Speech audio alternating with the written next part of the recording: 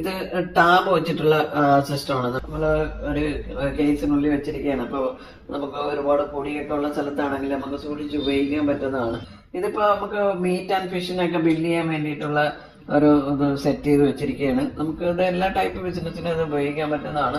സെയിൽസിന്റെ option എടുക്കുക. ഇപ്പോൾ നമുക്കിവിടെ ഇത് കണക്ക് മീറ്റിന് വേണ്ടിയിട്ടുള്ള ഒരു സ്ക്രീനാണ് നമ്മൾ സെറ്റ് ചെയ്ത് വെച്ചിരിക്കുന്നത്. അപ്പോൾ ഇതിന് നമുക്ക് ഇത് മീറ്റ് ബില്ല് ചെയ്യാനായിട്ട് ഇപ്പോൾ നമുക്ക് ബീഫാണ്.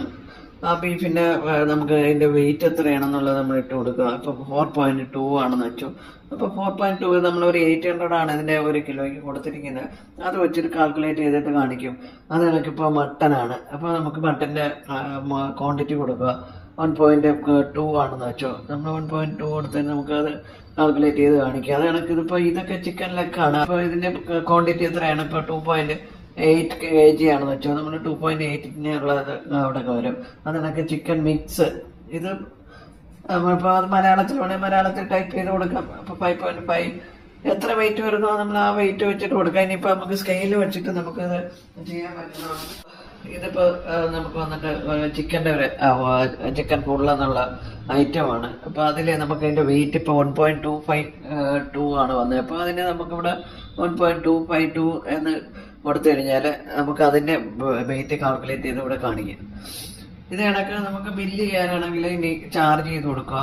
സിമ്പിളാണ്. അപ്പോൾ ഇത് കണക്ക് നമുക്ക് ടോട്ടൽ എത്രയാണെന്ന് കാണാം. ഇവിടെ ഐറ്റംസ് എന്തൊക്കെയുണ്ട്, ഇതിന്റെ കസ്റ്റമർ ഇപ്പോൾ എത്രയാണ് തന്നു. ഇപ്പൊ 4250 കസ്റ്റമർ തന്നെങ്കിൽ ബാലൻസ് എത്രയാണെന്നുള്ള അവിടെ കാണിക്കും. എന്നിട്ട് നമ്മൾ ഇത് പ്രിന്റ് പ്രസ് ചെയ്യാം.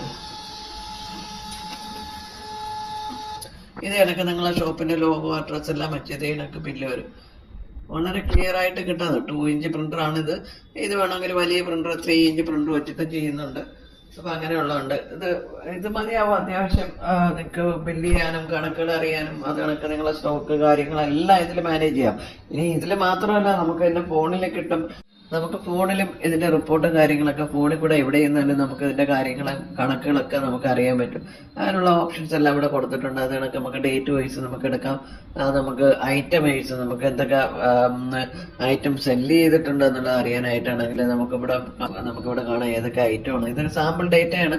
ഇപ്പൊ നിങ്ങൾ റിയൽ ഡേറ്റ വെക്കുമ്പോൾ ഓരോന്നും അത് കണക്ക് അതൊക്കെ ഇവിടെ കാണിക്കും. അപ്പോൾ അത് കണക്ക് നമുക്ക് ഐറ്റത്തിന്റെ സ്റ്റോക്ക് കാര്യങ്ങളൊക്കെ അറിയാനായിട്ട് തന്നെ നമുക്കിവിടെ നമുക്ക് ഇതിന്റെ ഓപ്ഷൻ ഉണ്ട്. ഇപ്പൊ ഇവിടെ നോക്കിയാൽ നമുക്ക് എന്തൊക്കെ ഐറ്റം പോയിട്ടുണ്ട്, എന്തൊക്കെ ബാലൻസ് ഉണ്ട് തുടങ്ങിയ എല്ലാ കാര്യങ്ങളും നമുക്കിവിടെ അറിയാൻ പറ്റും.